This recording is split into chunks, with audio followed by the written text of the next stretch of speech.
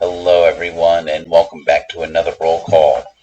So, today, as I promised, I think it was a couple videos back, I today am going to make, for lack of a better term, the worst possible character. I basically chose what I thought was the worst species that you could possibly play, and the worst, I say worst class, but the truth is, 5.5 improves upon the weaker classes enough to where I think probably what I would have done is gone with like a monk and then like the worst monk subclass. But I think they improved monks enough to where I didn't want to go with that. So I say the worst class, but really it's the worst subclass. And we'll go a little bit into how I determine that right now. To start off with, this is going to be a species called a Locatha.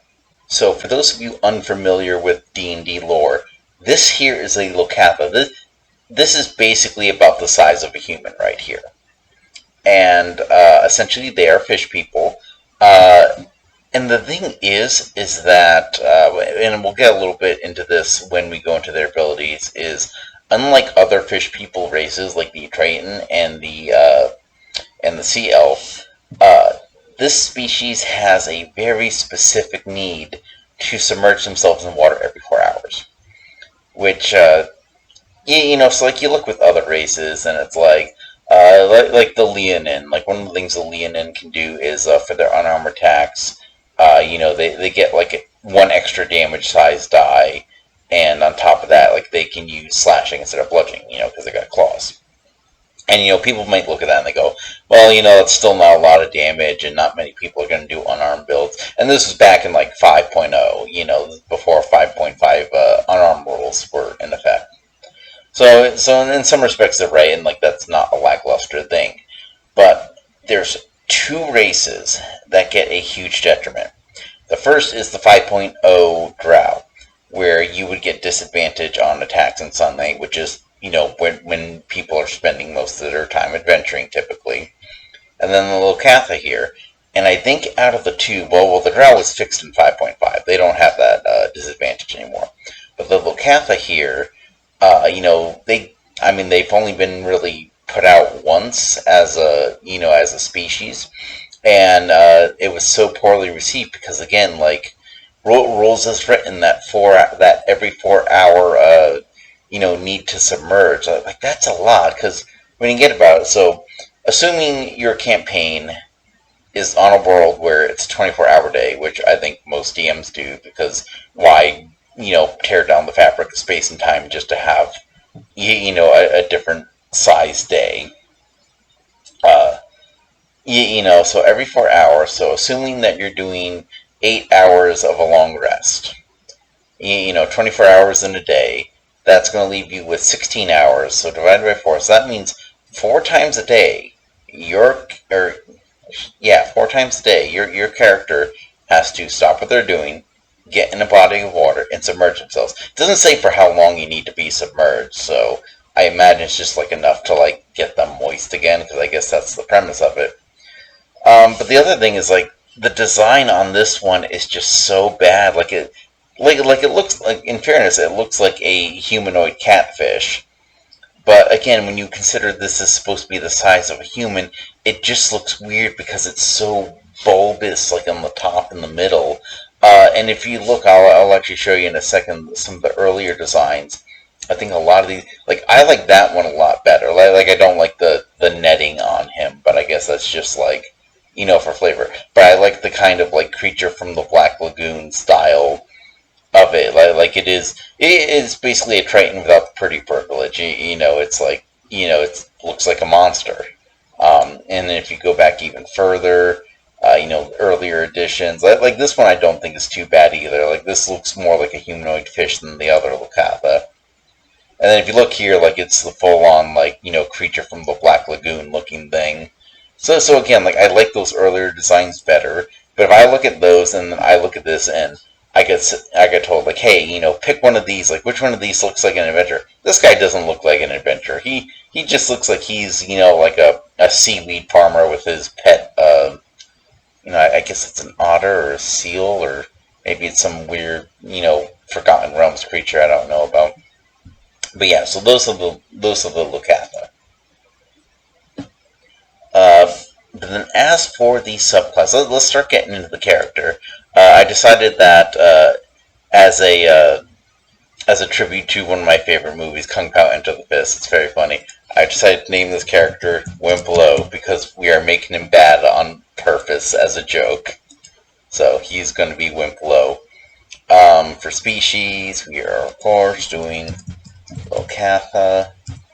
And the other thing is that because this species and because the subclass we're using is not in the 5.5 rulebook, there is going to be some backwards compatibility, but it's just the same stuff as usual. Stats are going to be associated with background now, rather than by the species. And then for subclass, it is going to be a Warlock. We'll get into that in a bit. But then Warlock, you're just going to get your Warlocks up at level 3 instead of level 1. Not a huge deal. So, as I said, we are doing a Warlock, but very specifically, we are doing the Undying Warlock. Now, why am I doing the Undying Warlock? Why is that the first one? Well, there's a lot of different, subclasses out there for a lot of different classes. And it's kind of hard because, like, if you were to compare, say, any given Paladin, any given Warlock, you have to treat them differently. You can't compare the Warlock and the Paladin because they're doing different things. The Warlock itself is a good class. Like, again, in 5.5, I don't think there's a class that's, like, truly bad. But one thing I did is I went through some of the Dungeon Dude subclass rankings, and I looked at anything that was a C or lower, and there were actually quite a few Ds in there.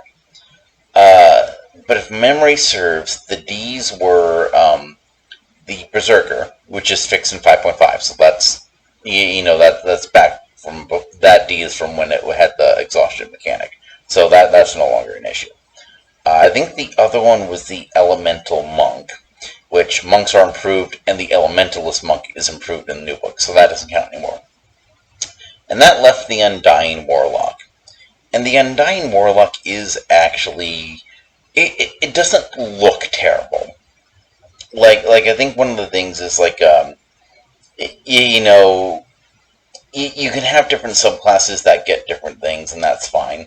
And sometimes some get more than others. But the Undying Warlock gets surprisingly little. But in addition to that, there's another reason I took in. That's because of an ability that you get at level 10. Now, we are still making this character at level 3. However, I think it's worth noting, I do want to highlight how that level 10 ability kind of fixes some things with the Lukatha itself.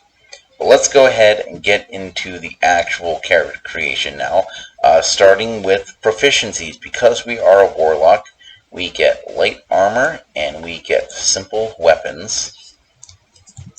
And I'll kind of show you I'll kind of show you the pitfalls of the class and the character, as well as how I kind of go to address, I say fixing them, but at the same time, like, there's only so much you can do to fix.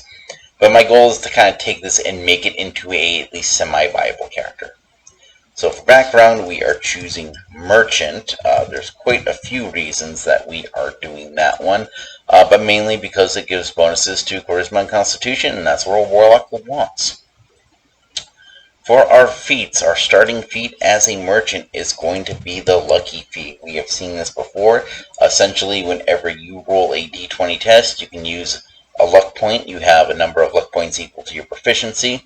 You can either use a luck point to give yourself advantage, or you can use a luck point to give your enemy disadvantage on any d20 test. So that's attacks, saves, anytime you're rolling a d20, basically. Attacks, saves, skill checks, anything like that. For skills, we get Animal Handling, that's over in Wisdom, and we get Persuasion. Animal Handling is going to come in good later. I know that doesn't seem like a Warlock thing to do. Persuasion is definitely up the Warlock alley. Animal Handling I'll get into a little bit later about why I'm going with Animal Handling. For tools, we get proficiency in Navigator's Tools. And then for our starting gold, we get 50 from the background and 100 from the Warlock, so we have 150 gold pieces. As always, we are not going to get into equipment. We're just going to dump the gold in there. Buy what you want. Just be aware that if you are a Warlock, you're going to want either a material pouch or a spellcasting focus for your spells. You will probably want to spring for some light armor and a simple weapon, probably. And honestly, it can be the same thing. You can actually just, get a staff for your spellcasting focus, and then use it as a quarterstaff. And I'll show you how we're going to get around the fact that that is going to be a strength weapon, because we are not going to have strength. So for our Locatha, our size is going to be medium, because we are roughly the size of a human. Our speed is going to be 30 feet, but we also have a 30-foot swim speed. So this is going to be useful.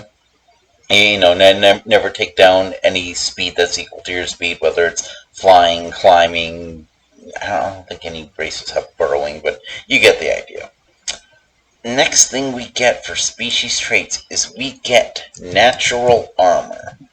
Now the usefulness of this is questionable, because what natural armor is that your AC, so your AC, whenever you don't have any armor on, is always 10 plus your dexterity bonus, or minus if it's negative. In this case, the natural armor is going to be 12 plus your dexterity bonus, or minus if it's negative, which it won't be in this case. So this is good, because this means that you're a caster, and even if you are caught completely off guard without any armor, you still have a respectable dexterity. And in fact, our dexterity will end up being 13, assuming we don't have any armor on. At the same time, the only armor that you're proficient in is going to be light armor. And that is perfectly fine. Light armor might give you a little bit of an extra edge in this case. I'm not going to open the book to look up every armors, but essentially all light armors are a set AC plus your dexterity with no limit. So if your dexterity is 4 or 5, whatever for your bonus, you'll be adding those to light armor. Warlocks don't focus too much on armor, though. So, unless you have an armor that's specifically going to get you something larger than 12 plus your dexterity, you're basically just looking at what the flat AC of the armor is. So if you can get an armor with an AC of 13 or 14 plus your dexterity, definitely grab those. But otherwise, the natural armor is just flavor. That might be something that, actually no, it wouldn't even be that useful on a barbarian, because the barbarian gets their unarmored defense. That actually might be something that's good for a wizard. Get a little AC on there. But again, it's not a thrilling ability, but it can be useful. And you'll see that a lot. Is that a lot of these abilities are either meh or next to useless, because again, we are making the world's worst character.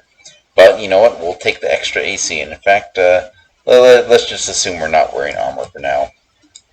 So 13 for armor class. Again, if you get armor, you'll want to update that. Next thing they get is they get an ability called Observant and Athletic. And if you had guessed that this gives you proficiency in perception and athletics checks, then you would be absolutely right. Go figure. Alright, next thing, and this is actually probably the best thing they get, is they get an ability called Leviathan Will.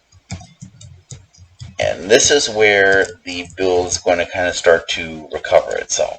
Because here's the thing about Leviathan Will, and I can guarantee you they gave this to the Locatha because of its abysmal, oh, you have to submerge yourself every 4 hours, detriment. Leviathan Will is, you get advantage on saves to be against being frightened, charmed, paralyzed, poisoned, stunned, or put to sleep. That is a lot of conditions, and a lot of those come from spells too. So it's one of those things where it's going to be nice to have advantage to not be any of those things. And you'll see that this is going to stack with some other stuff we get from other things later. So that right there, you have a lot of save advantages, so definitely take that. Then we have the Limited Ambitiousness,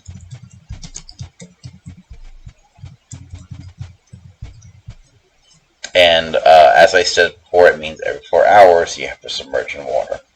There's no good point to this, and this is where it's difficult, because if you are in a setting where you're, say, in a desert, well, guess what? You're not going to have a lot of water to submerge in.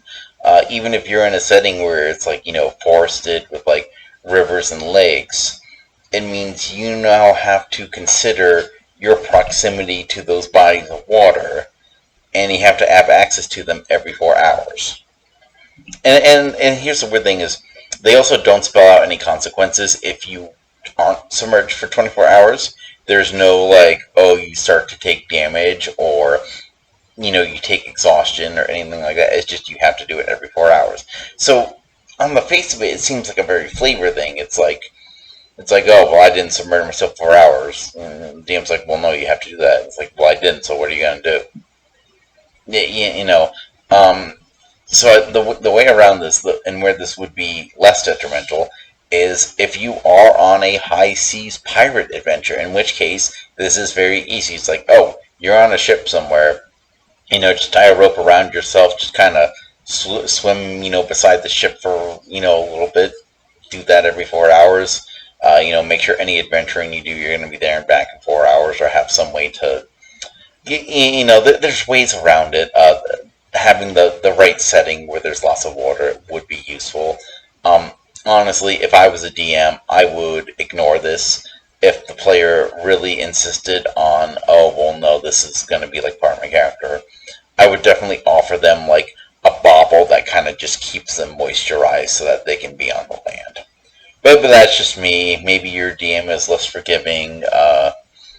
Ian, I don't know. It's just kind of weird. Like, this is where this is just more work for the DM. Just careful. Honestly, Wizards of the Coast, if you ever reprint Locatha, just get rid of the limited ambitiousness, or give them a bauble to get around it or something. I don't know. Languages.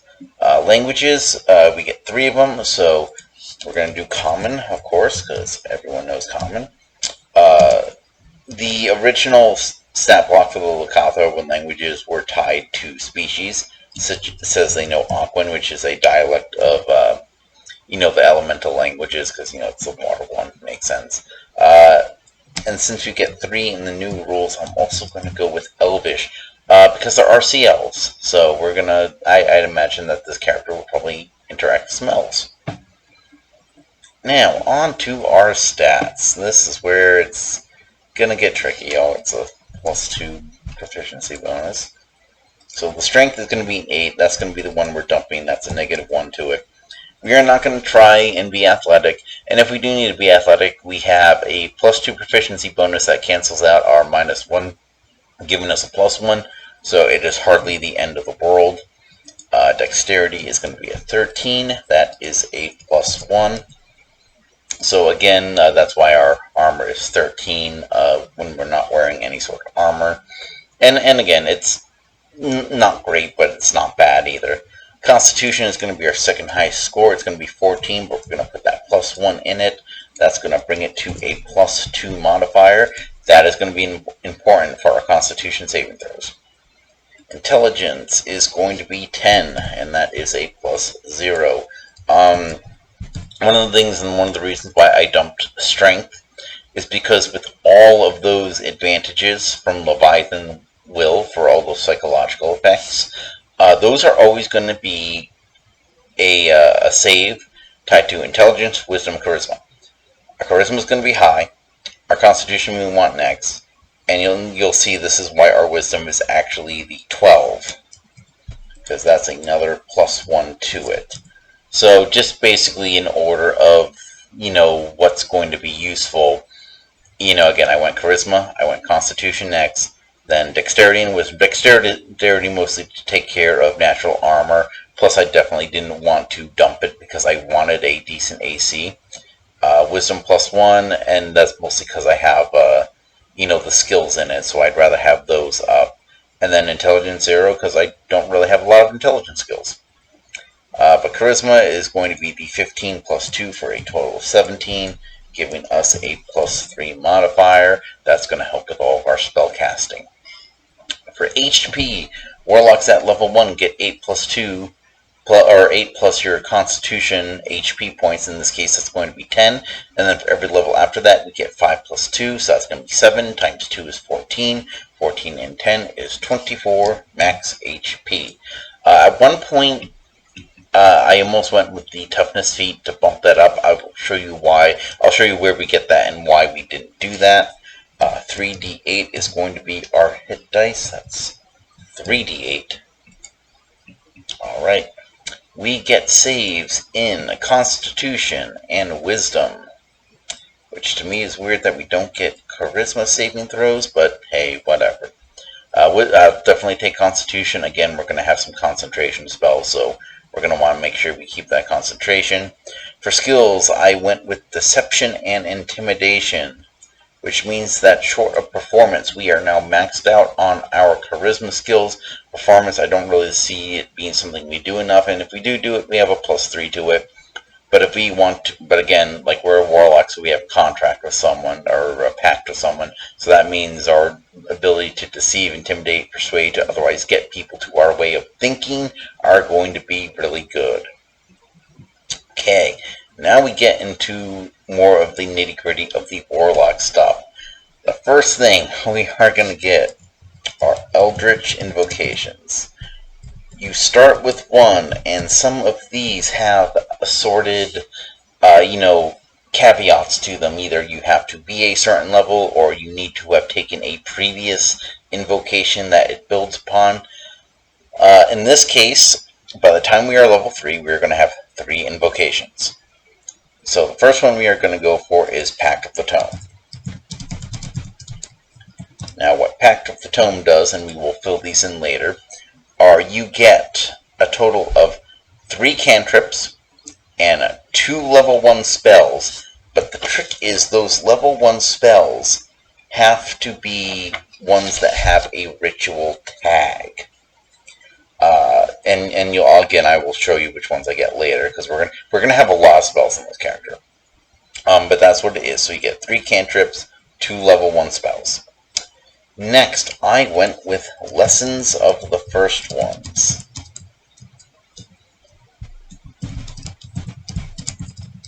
Now, what this does is it allows us to take an additional origin feat. So, Lucky is a good one, but you know what I like? Magic Initiate. And in this case, we are going with Druid. And again, I will show you why once we start putting these spells on. And this is going to give you, let's see, what was it here? It's going to give you 2 cantrips and 1 level 1 spell from the spell list you choose. So we'll get 2 cantrips and 1 spell from the Druid spell list. And I will show you which spell I got, because the Druid I get from the spell I get from the Druid spell list is going to be an important one. Next one that we're going to get is Agonizing Blast. And as you might imagine, we are going to be using this Agonizing Blast on Eldritch Blast, because if you're a Warlock, why wouldn't you want Eldritch Blast? It's one of the best attack cantrips in the game. Just take Eldritch Blast. I know it's a stereotype. I know there's people who are like, well, you don't have to take Eldritch Blast, which you don't, but it's so good, why wouldn't you? But it is what it is. Okay. Next thing we get as a Warlock is Esoteric Ritual. Esoteric Ritual. And what this is you don't have to use this on a short rest, but basically you spend 1 minute doing an Esoteric Ritual, and you regain a number of spell slots equal to 1/2 your level rounded up. Which means at level 3, when we do this, and we can do this once per long rest, so when we do this, we are going to get 2 spell slots back, which Warlocks don't have a lot of spell slots, but their thing is, like, all their spell slots, they're all the same level, and their levels all get higher. So this is where it's going to be useful, because we're going to have a lot of spells, and we're probably going to want to cast them a lot. So being able to recover them is going to be useful. And this is also why Warlocks are notorious for wanting short rests. But in this case, it's not going to be a short rest. It's just a 1 minute thing. You can do it like right after combat. No muss, no fuss. Spellcasting. Our spellcasting modifier is Charisma.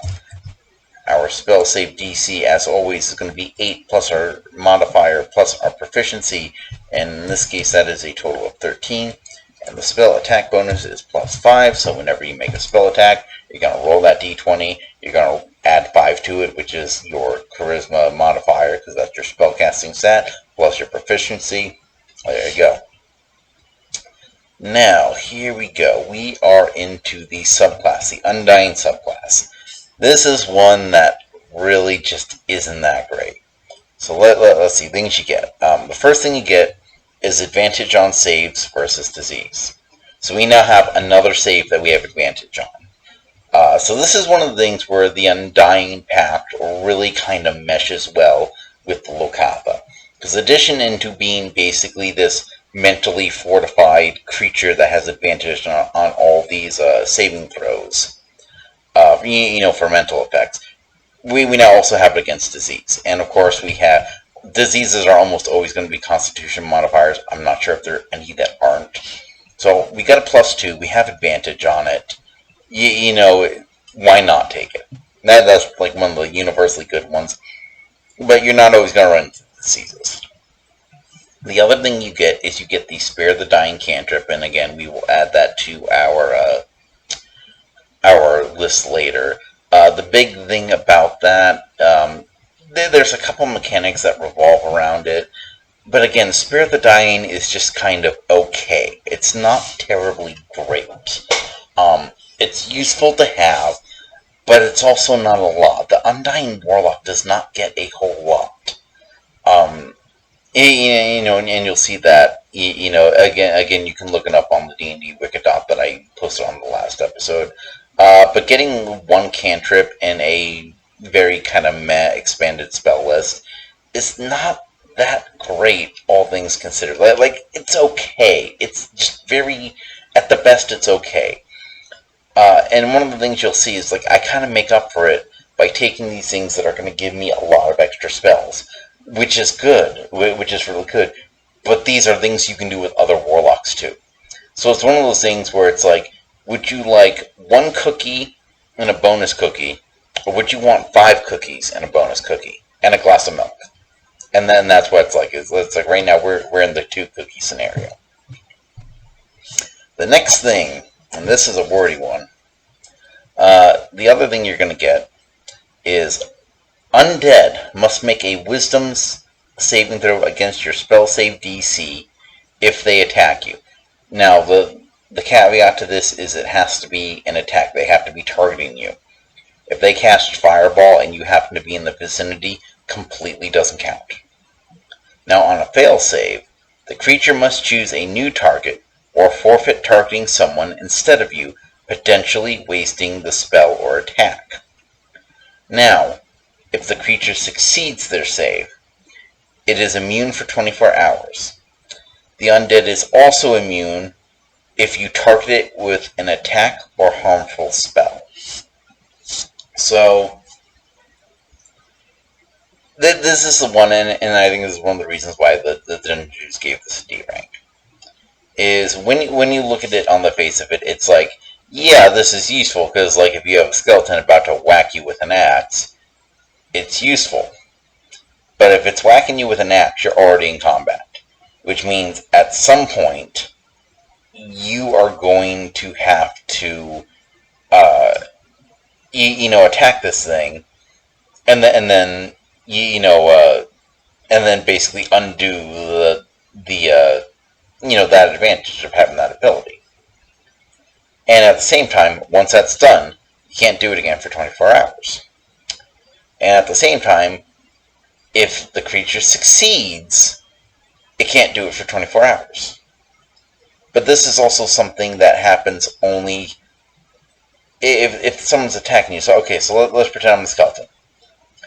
I attack you. This is the first time I'm attacking you.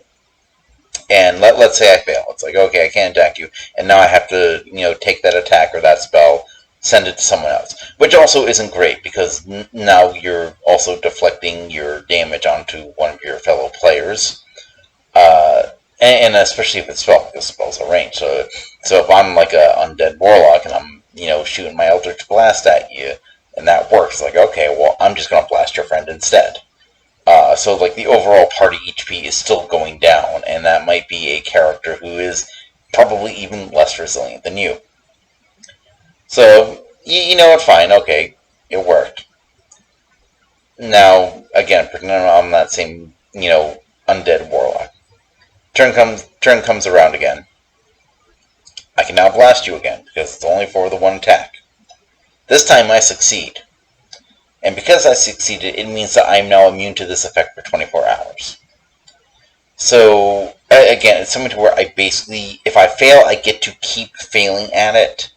But if I succeed, I don't have to worry about failing at it again for 24 hours. And the combat's not going to last 24 hours.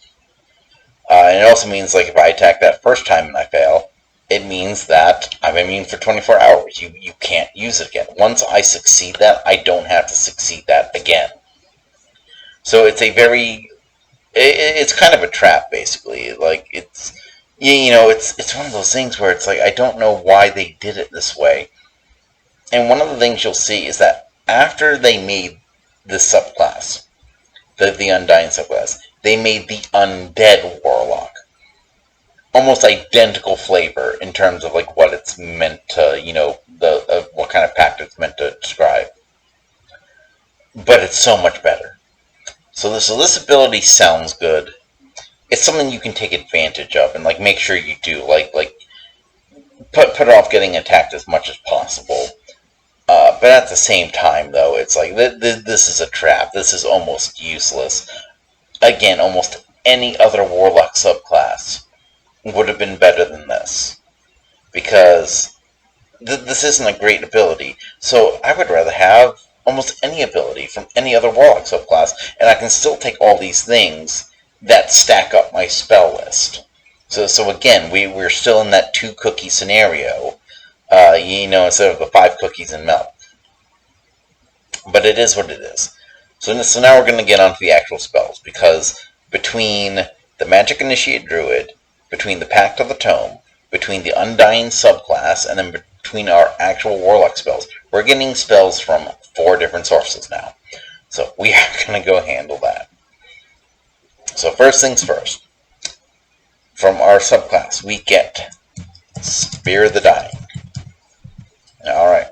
That's one, and again, it's kind of like the feature of the subclass, like the abilities you get after level 3, like, revolve around, like, doing extra things for that.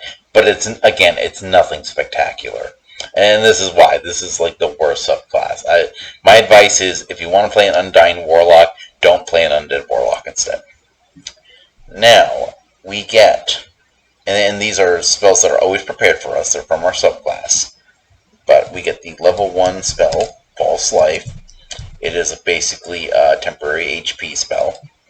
We get Ray of Sickness. And then we get the level 2 spells, Blind and Deafness. And then the level 2 spell of Silence. So some of these are good spells. Blindness and Deafness and Silence can come in useful. False Life if you want that extra, temporary HP. Ray of Sickness and Spirit of the Dying, they kind of are what they are. I'm not very familiar with Ray of Sickness. I think it's not that great if memory serves. But again, these are free, so I'll take one free cookie over nothing. Now for our Pact of the Tome spells. With these, you get 3 cantrips from any spell list, and 2 level 1 spells from any spell list. Here's what I went with. I went with Shillelagh. If I can spell that. Shillelagh, we've seen this on this series before. It's basically you make a spell attack with your melee weapon. So now your quarterstaff that would normally use strength gets to use charisma instead. So if someone is up close and personal with you, feel free to bonk them with your staff. Next, I went with guidance, because here's going to be my philosophy picking these spells. we are basically going to be a burden on our party. If we're in like a typical setting where there's like forests, maybe some like rivers, trees, etc., like maybe a pond or two, where we're going to be a burden because if we go rules as written, we have to submerge ourselves every 4 hours. So we are going to make up for that by being one of the best support, creatures we can. So guidance for skill checks, good, do it. Make sure you're using guidance every time one of your party uses a skill check. Next, we're going to do Vicious Mockery. Again, helps lighten the mood at the table, kind of takes away from the fact that you are this kind of burden, because, if you can, like, let out a zinger and damage an enemy, give the table a few laughs. That's more for the table than for the enemies. Next, we are going to do Unseen Servant for our level 1 spell in our Pact of the Tome, and we are going to go with Speak with Animals. So why did I choose these? Again, our biggest problem, aside from the fact that our subclass is almost useless, is that we need to submerge every 4 hours. So we're going to need to be able to find water, or carry water, or find some way to get water to us, or get us to water. So I see Unseen Servant. It could be this thing where, okay, you go out to the dungeon. It might not be a 4-hour romp, but maybe you could cast your Unseen Servant, have say Unseen Servant like, hey, dig a hole here, and fill it with water so that when I come back I can submerge myself. The trouble is, you need water. That's why Speak with Animals is also useful, and these are both rituals. So we do not need to use a spell slot to use them. So, again, if you're out in the wilderness and you're like, okay, well, we gotta set up camp soon. We need to be near water for Wimp Low. So Wimp Low, you cast the ritual, talks to a bird, and says, hey, bird, I need to find a source of water around here that's large enough for me to submerge in. Can you help us?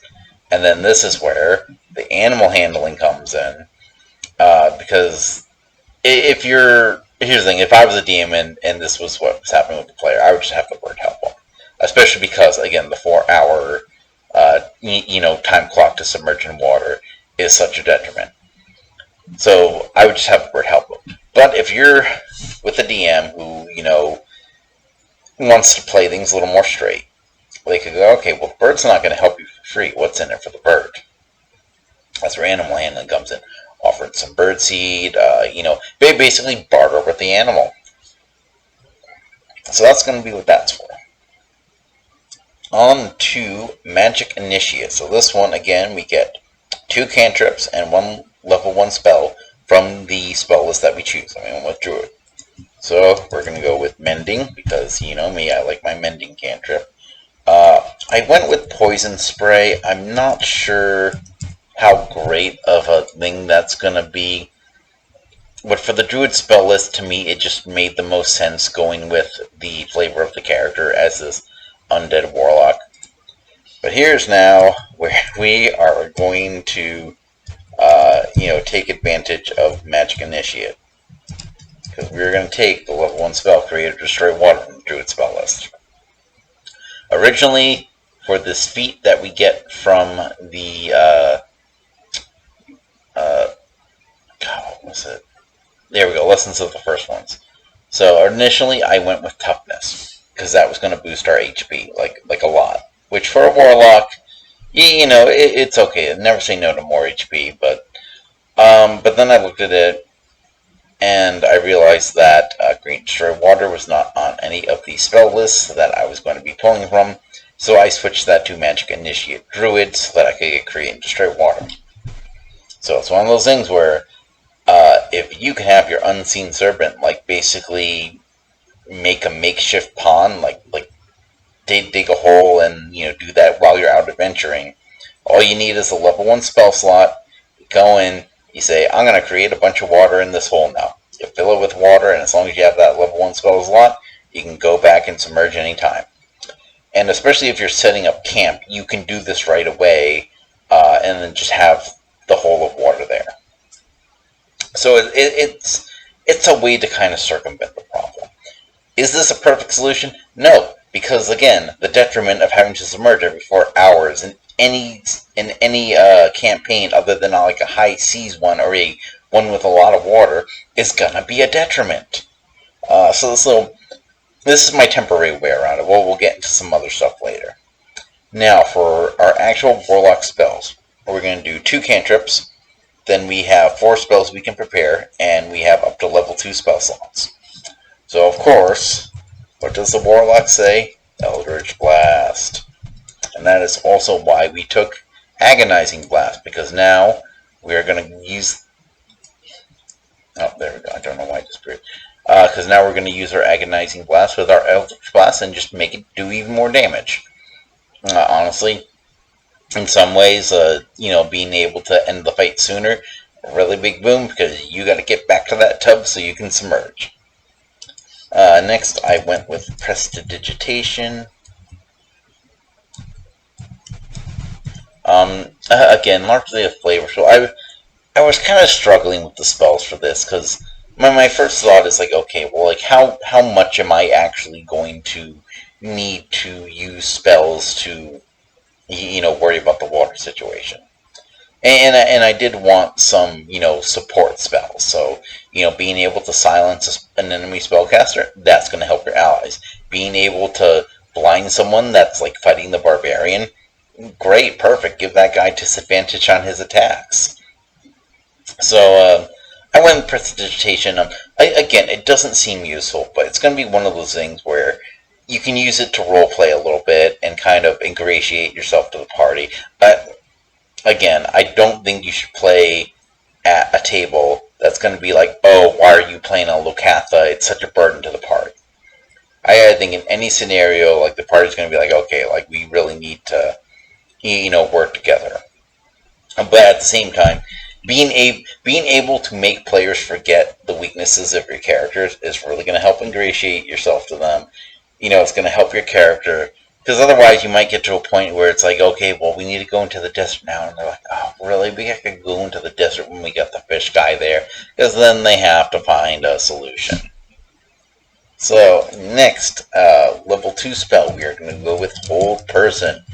Again, we're going to help our allies out by, doing control, holding the person there so that they can fight someone else.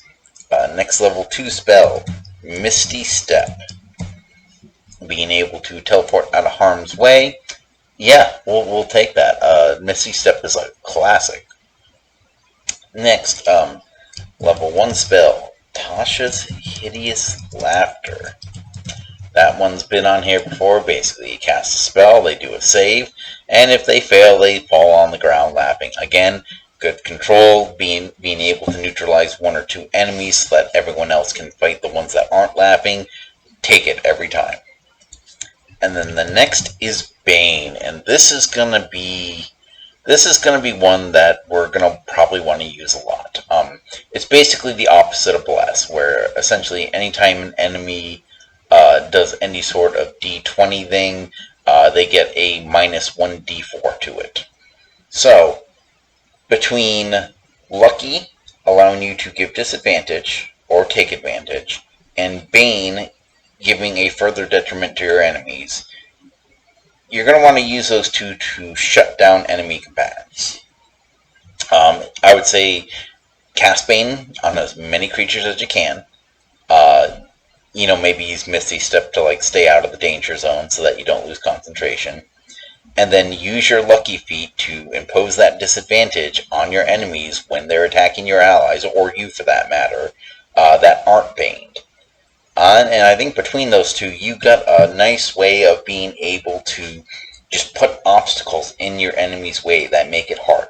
That's what we're going to do. We're going to be that annoying character that just debuffs and, holds people and makes them roll low. That's what the strategy is going to be going for.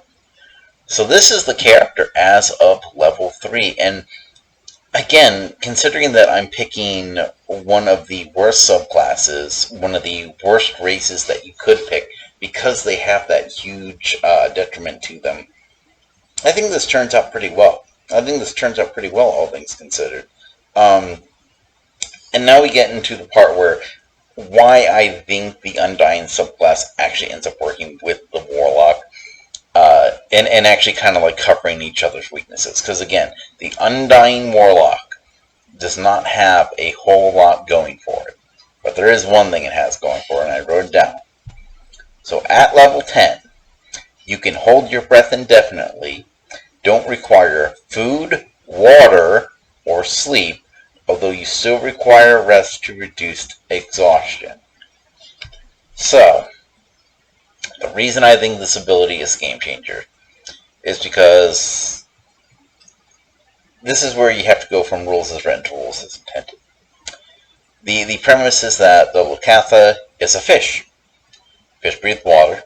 Fish need to stay hydrated, because otherwise they dry out, they can't function, they can't breathe. That's why it's called Limited Ambitiousness, because they can breathe air, it's just after 4 hours they need to hydrate and maybe breathe the water specifically. So, by the wording of that level 10 ability on the Undying, he doesn't need to breathe. So if you want to argue that the water restriction is because they need to breathe water at some point, you don't need to breathe anymore, you're fine. It says you don't require food or water. Now, ostensibly that means drinking. But to me, it just seems to be, like, I also interpret it as hydration. It's like if your body absorbs water somehow, and you don't need water to drink. Like, yeah, most people absorb water by drinking it. Fish are a little different because they live in the water. But you don't need the water anymore. So I would say, like again, if this was me at my table and I'm the DM, I would look at this ability and say, you know what? This ability cancels out the need for the Lukatha to stay in water every 4 hours, or submerge in water every 4 hours. And that's how I would rule it, because that is what is intended by this very specific detriment ability. So, and again, that's at level 10. So the flip side of that is you are still spending 9 levels of adventuring needing to submerge.